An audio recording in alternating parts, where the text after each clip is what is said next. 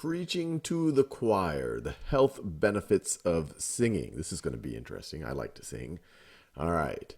So in 2013, and just as a reminder, when they put these numbers in brackets here, they're numbering the sentences in this paragraph. That's different than when they put the numbers in these gray boxes. That's when they're going to refer to actual questions. And in general, when they start putting, they don't do these for all of the sentences in these passages, but when they do these, they tend to do them for the sentences in a paragraph. And they'll probably ask us some question about whether a sentence is appropriate in a certain place or should it have been moved around somehow. So let's put ourselves in that frame of mind, especially for this first paragraph that ends with this kind of question one. So question one is probably going to refer to the sentence structure or order in this paragraph. So let's read it.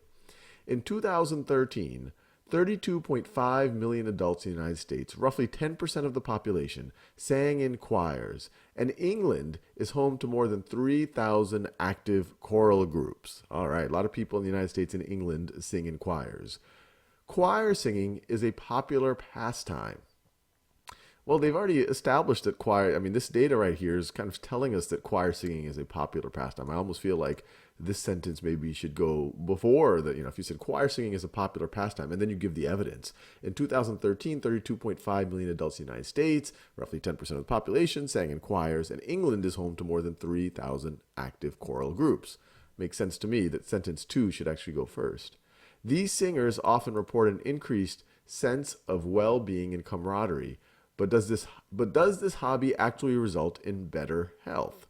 According to multiple scientific studies, singing, especially with others, provides concrete benefits to the heart and brain, which I happen to believe as well. So let's see. I'm guessing, not even looking. I'm avoiding looking at this just yet. That they're going to ask us about sentence 2 because it feels like it has to go first. To make the paragraph most logical, sentence 2. I was right, and I'm serious. I didn't look at this beforehand. So I like to do this real time so that I can empathize. Sentence 2 should be placed at the beginning of the paragraph for sure. That establishes that choir singing is a popular pastime. Then they give evidence that it's a popular pastime. And then, here we're talking about the number of singers, and then they reference these singers. So it makes sense that 2 goes first, then 1, then 3.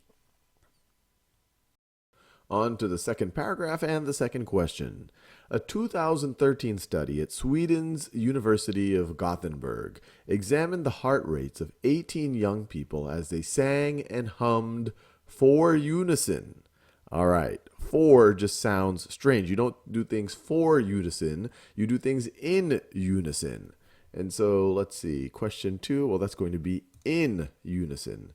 And that's just a standard convention. If you're talking about doing something, you won't say for unison or on unison or at unison. You say, hey, we're going to do this in unison. So that for sure is going to be in. Let's actually keep going. I think we can do question 3 in this video too. Heart rate variability, HRV, the increase and decrease in heart rate occurred simultaneously with subjects' slowed breathing while singing. This combination of fluctuating heart rate and slowed breathing are called respiratory sinus arrhythmia, and it has been proven to reduce the likelihood of cardiovascular disease, a prior finding independent of the 2013 study. All right, so this R is off because they're talking about, what's the subject of the sentence? It's this combination of fluctuating heart rate and slowed breathing. They're talking about what this combination is about, but the subject is this combination, and that's singular. We're talking about this combination. There's a combination here, and so if it's singular, if we say this combination are respiratory sinus arrhythmia, no, you'd say this combination is called respiratory sinus arrhythmia. So this is going to be is right over here. So is called, because it's a singular. This combination is called respiratory sinus arrhythmia, and it has been proven to reduce the likelihood of cardiovascular disease, a prior finding independent of the 2013 study. So the way it's written right now is really with, there's no pause here. I like to just kind of pause after it has been proven to reduce the likelihood of cardiovascular disease. And then maybe adding some context, a prior finding independent of the 2013 study. So let's see what they have here. So no change. No, I don't like that. This one, a prior finding independent of the 2013 study. That might be fine. It's a parenthetical. It's giving us a little bit of extra information, but we don't need it. So I like that. Putting a semicolon there, a prior finding independent of the 2013 study. You're adding another kind of clause there. It feels like it's just hanging at the end. No, I wouldn't do that. And then a prior finding independent of the 2013 study with a colon. Colon, I view that as kind of giving more clarification or enumeration, and this is kind of giving more clarification. But I definitely like the parentheses right over here because it's making it clear that this last part that it has been proven to reduce the likelihood of cardiovascular disease, and they're just giving us in a parenthetical a prior finding independent of the 2013 study. We're now on question 5. People feel a keen sense of bonding when they sing together. All right, so that sentence seems like it's grammatically correct. Let's see what the question says. Which choice most effectively establishes the main topic of the paragraph? Okay, I see. They either want us to say, okay, we could have no change and say this sentence is what we would keep as our topic sentence, or maybe we would replace it with one of these other options. Well, to figure out how we could establish the main topic of the paragraph, I guess we're going to have to read the paragraph. So I would actually probably come back to question 5 after going all the way through question 9. So let's see if we can do that in this video. Singing stimulates the right temporal lobe of the brain and releases endorphins. Endorphins blunt pain and engender feelings of pleasure. So this right over here, so for number 6, to just kind of do a period and then do another sentence, it's not grammatically incorrect. I mean, it's fine to say that singing stimulates the right temporal lobe of the brain and releases endorphins. That's a sentence. And then to say endorphins blunt pain and engender feelings of pleasure.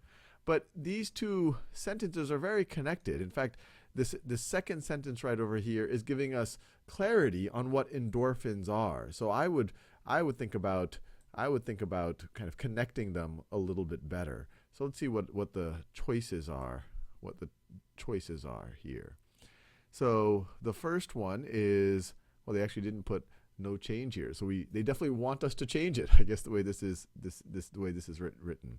So the first choice is singing stimulates the right temporal lobe of the brain and releases endorphins, which end up blunting and engender feelings of pleasure. No, that's not right. I mean, just even saying end up blunting and engender. Those two verbs aren't even in the same tense. Blunting.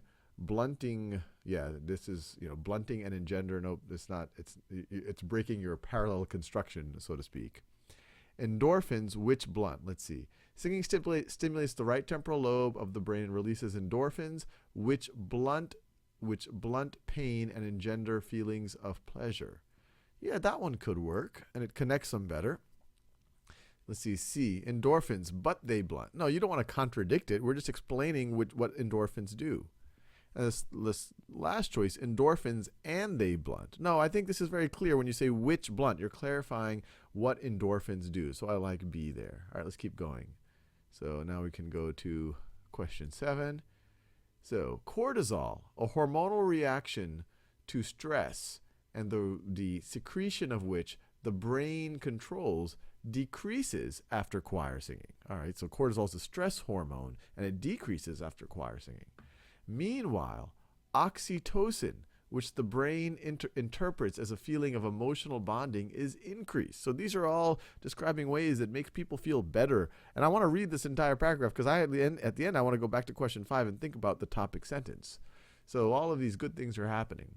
In a study at Oxford Brookes University, researchers surveyed 375 people who either sang alone, sang in a choir, or participated in organized sports. Those who sang in choir reported the highest levels of happiness. So everything we're talking about is, wow, this choir singing really can make people happier.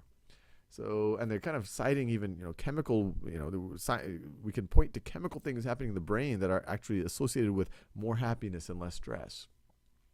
Due to its positive side effects, therapists have used choir singing as an element for those dealing with depression and chronic pain.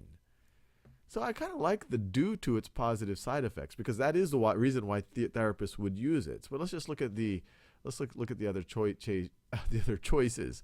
So I like due to. That's my default. So despite its positive side effects, therapists have used choir singing? No. I mean, they're using it because of the positive side effects, due to the positive side effects. This isn't a contradiction to the fact that it has positive side effects. It's not, if it was despite the fact that it's bad for people, therapists are using it, that would be a reason to use the word despite. But no, that doesn't make sense. In addition to its positive side effects, therapists have used choir singing as an element for those dealing with depression and chronic pain. Well, it's not an addition. It's giving the causality because due to its positive side effects. This is why therapists are thinking about using it as a way to deal with depression and chronic pain. And then besides, once again, it's not a besides. The therapists have used choir singing. That's because due to the positive side effects. It isn't on top of or another thing that's seemingly unrelated. So I definitely would go with no change. And let's go to question 8. And once again, I'm using a prototype version where it says 6 out of 5, 7 out of 5. Obviously should not be out of 5 because there's more than 5 questions here. But let's go to question 8.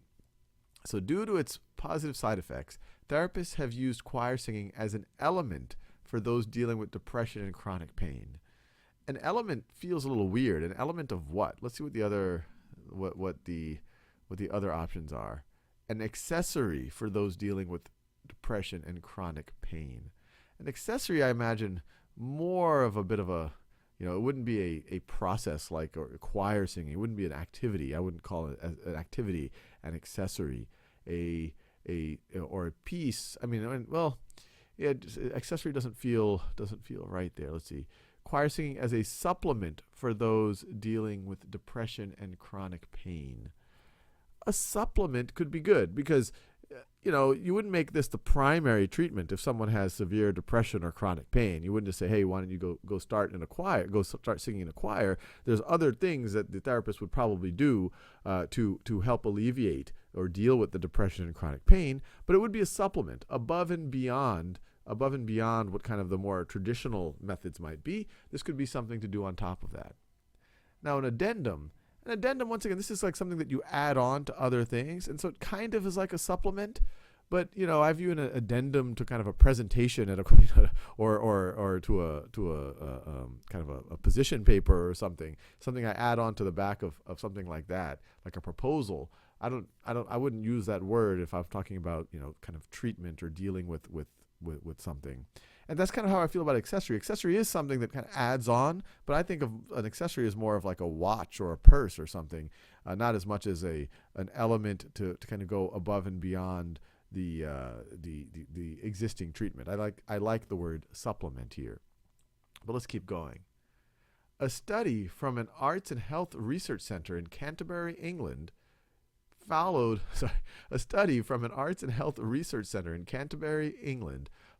the progress of patients diagnosed with depression for a year after they joined a choir. 60% of patients reported improved mental health at the end of the year, and some were no longer experiencing suffering from clinical depression. So experiencing suffering, and that sounds weird. I would say we're no longer suffering from clinical depression, maybe, or no longer experiencing symptoms of clinical depression. But I wouldn't have experiencing and suffering there. I would get rid of one of them. But let's see what our options are. And some were no longer reporting that they were suffering from clinical depression. I mean, that reads well. And some were no longer reporting that they were suffering from clinical depression, but it still feels a little bit heavy. Reporting that they were suffering, is that necessarily? You could just say some were no longer suffering. Let's see this next one. And some were no longer suffering from clinical depression by the end of the year.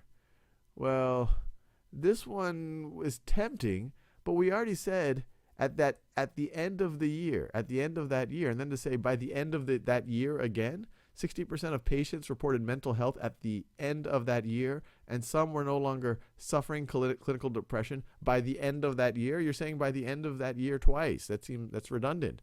If it just said suffering from clinical depression, I actually wouldn't mind this choice. Let's see. I hope D works out well. 60% of patients reported improved mental health at the end of that year, and some were no longer clinically depressed. Yeah, that feels good. Nice and clean. Gets the point across. All right, so we've answered through 9, but we got to remember we skipped 5 because 5 is about, well, what's a good topic sentence for that entire paragraph. So everything they talked about up here, they're just talking about, hey, look, it makes people feel feelings of pleasure, and they even see it in the endorphins. You feel less stressed. The stress hormone decreases. You feel feeling of emotional bonding goes up. And then to give even more evidence, they say the researchers have even used it to help alleviate, to deal with depression and chronic pain. So let's see, these choices, singing in a choir can help prevent depression. Well, that's the second half of the paragraph does talk about that, but that's not the whole paragraph. The whole paragraph isn't just about depression. They are using depression as an example of how singing in a choir can make you feel better. So I wouldn't say that this is a topic. If this was the topic sentence, I don't know whether I would go as heavily on all of this other stuff here. I'd probably just start right over here. Let's see. The brain tends to respond favorably to group singing. Yeah, I think this is good. The brain tends to respond favorably to group singing. Let's see how that reads. The brain tends to respond favorably to group singing. Singing stimulates the right temporal lobe of the brain and releases endorphins. Yeah, we go straight into talking about the brain. Endorphins blunt pain and engender feelings of pleasure. So we're talking about all these ways that the brain reacts. And even when we're talking about depression, we're talking about how it helps the brain deal with these things. So yeah, I like choice C there. So yeah, we've done all the way through question 9. So in the next video, we can do the last few questions. So we're now on question 10.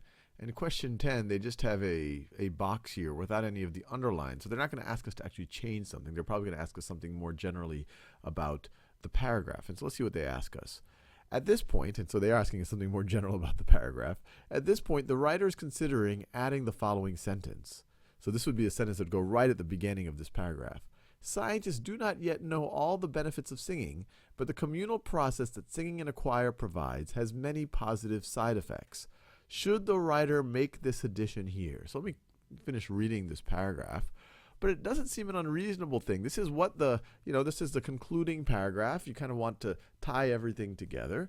And so this is really what the passage is about. Scientists do not yet know all the benefits of singing, but the communal process that singing in a choir provides has many positive side effects. The second part, the communal process that singing in a choir provides has many positive side effects, seems to be what the passage is about. But let's see how they close out the paragraph.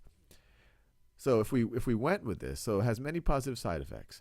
From the changes in heartbeat and breathing that result in a healthier heart, to the reduction of cortisol and the production of endorphins that lower stress and increase happiness. So it does look like it's listing the many positive side effects. So I'm feeling pretty good about this. And then, well, this actually over here isn't a complete sentence. They're saying from the changes in heartbeat and breathing that result in a healthier heart to the reduction of cortisol and production of endorphins that lower stress and increase happiness. And then we go into question 11. There should be a comma here to kind of complete this. We're saying from this to that to this, and then we need to make our statement. So it should be a comma. Choir singing fulfills humans by letting them create art while being part of a group. So let's just go straight to question 11. Put that comma in there. Yeah, luckily there's a choice that has a choir here, that has a comma here, because it's really just completing. We're just starting and we're saying from this to that to that. Now let's make our statement. Comma. Let's make our statement. You need a complete. This just the from part right over here. This is not a complete sentence. So with that out of the way, that we want to put a comma here and not start a new sentence, let's go back to question 10. So let's see. So the choices are, yes, we could put this first thing because it reinforces the primary claim of the passage. Yeah, it doesn't seem crazy. Let's read that again. Let's start with this. Scientists do not yet know all the benefits of singing, but the communal process that singing in a choir provides has many positive side effects. From the changes in heartbeat and breathing that result in a healthier heart, to the reduction of cortisol and production of endorphins that lower stress and increase happiness, comma, lowercase c, choir singing fulfills humans by letting them create art while being part of a group. Yeah, everything written here is actually going to be one sentence because we're going to put the comma here. And so to start with this, so we don't know all the benefits, but it has many positive side effects. And then we list them all here. And then we say choir fulfills humans by letting them create art while being part of a group. Yeah, I like this. Let's see, yes, because it offers additional information that supports the claim of the passage. No, this doesn't give us any new information. It's just tying things together, so I wouldn't pick B. No, because it provides information unrelated to the passage. Well, first of all, it is related to the passage, but it's not providing new information, so choice C is definitely not the case. No, because it distracts from the focus of the previous paragraph. No, if anything, it's a nice tie-in from the previous paragraph, because the previous paragraph was saying, hey, all of these clues we have about the different ways choir singing might help the brain. But these are just clues. We don't know exactly how the brain works. We don't know exactly the mechanism by which choir singing makes our brain do all of these positive things. So it's nice that they said that we don't know all of the answers yet, but it does have many positive side effects. And then we list those side effects, and then we kind of close it all up together. Yeah, so I feel good about A for question 10, and then B for 11, where we definitely don't want to, this thing right over here wasn't a complete sentence. And once again, I'm using a prototype version of this, so this is a little bit of a bug. It should say question 11 out of 11. Anyway, you get the point.